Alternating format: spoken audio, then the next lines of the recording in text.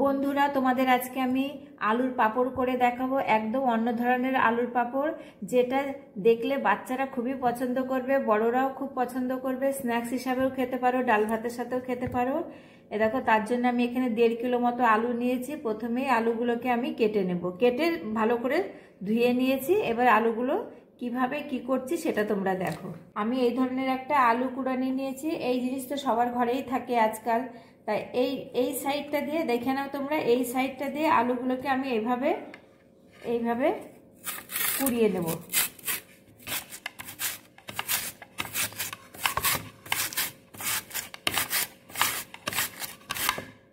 এই দেখো, এইভাবে আলুগুলোকে আমি কেটে নেব। সমস্ত আলুগুলোকে এইভাবে কেটে নেব।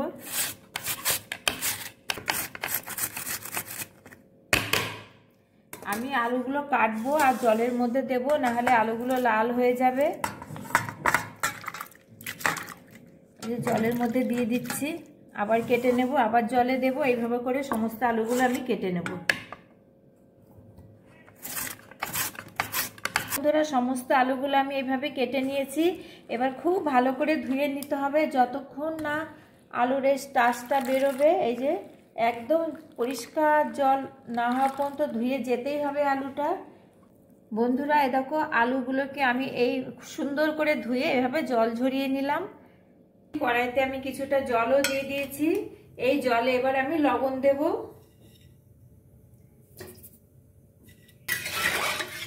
একদম সোজা এই পাঁপড়টা করা, কোনো ঝামেলা নেই। কুচানো আলুগুলোকে দিয়ে দিচ্ছি।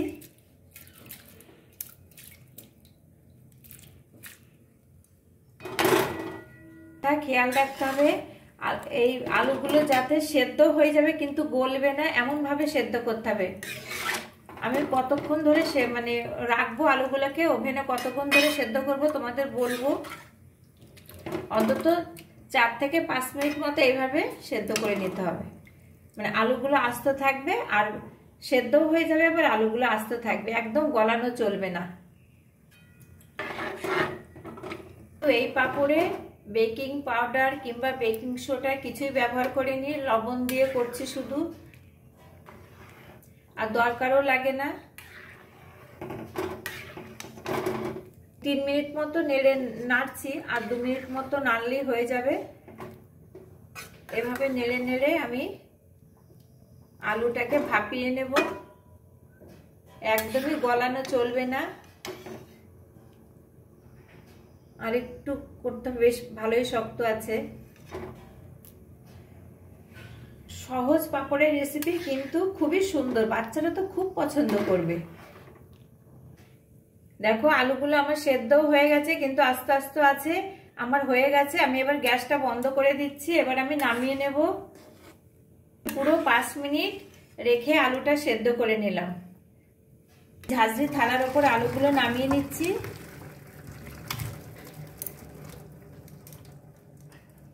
আলুগুলো আমি ঝাঁঝরি থালার উপর নামিয়ে জল ঝরিয়ে নেব। আর এটা কিন্তু হালকা গরম থাকতেই পাঁপড়টা করতে হবে। আমি এখানে কোনো আর ঠান্ডা জল ব্যবহার করব না। হালকা একটু ঠান্ডা হলে তারপরে আমি পাঁপড়গুলো বানাবো। প্লাস্টিকের ওপরে বসাবো, তার জন্য দেখো এরকম একটা প্লাস্টিক নিয়েছি। এই প্লাস্টিকে আমি এবার তেল মাখিয়ে দিচ্ছি। অবশ্যই তেল মাখাবে, তাহলে শুকিয়ে গেলে তুলতে সুবিধা হবে আর প্লাস্টিকে লেগেও যাবে না। হালকা গরম আছে। এবার আমি পাঁপড়গুলো বসিয়ে নেব। অবশ্যই হালকা গরম থাকতে বসাতে হবে পাঁপড়গুলো। একটু পাতলা পাতলা করে করবে।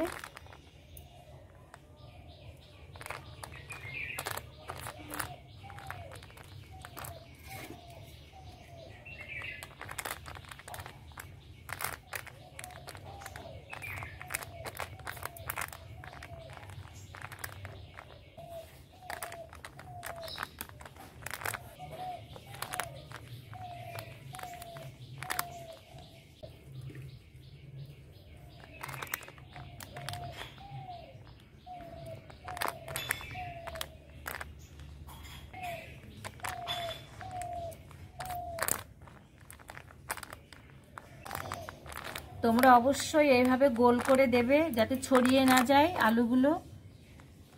একটার সাথে একটা যাতে লেগে থাকে, অবশ্যই এভাবে গোল করে করে দেবে, আমি যেভাবে দিচ্ছি।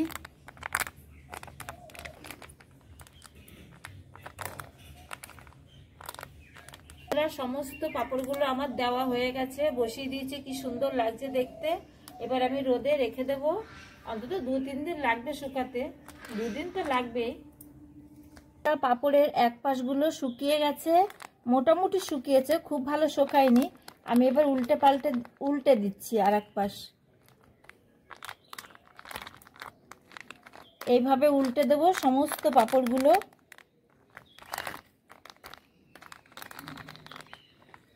এখন একটু নরম থাকতে উল্টালে ভালো হবে।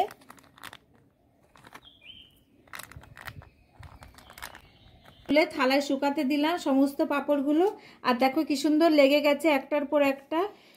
দেখো বন্ধুরা, আলুর পাঁপড়গুলো কি সুন্দর শুকিয়ে গেছে, শুকিয়ে শুকিয়ে ছোট হয়ে গেছে।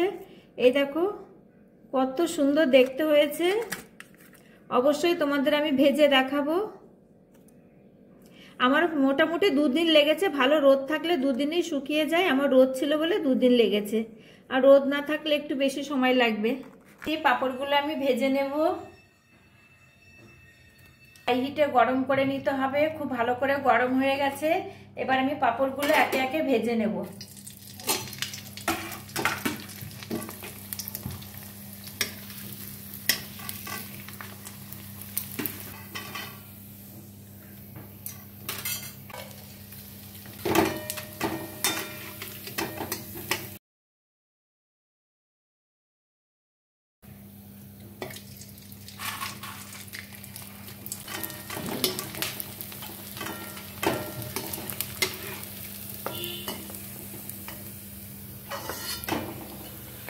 দেখো বন্ধুরা, কি সুন্দর পাঁপড়গুলো আমি ভেজে নিয়েছি, কতটা লোভনীয় দেখতে হয়েছে।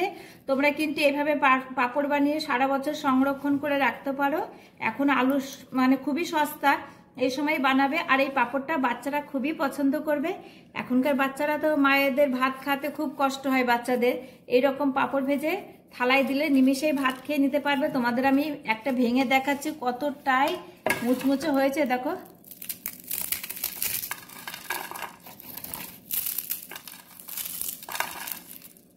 একদম গরম আছে, আরো ঠান্ডা হলে আরো ক্রিস্পি হবে। আমার এই পাঁপড়ের রেসিপি তোমাদের কেমন লাগলো অবশ্যই জানিও, আর আমার চ্যানেলটি সাবস্ক্রাইব করে দিও।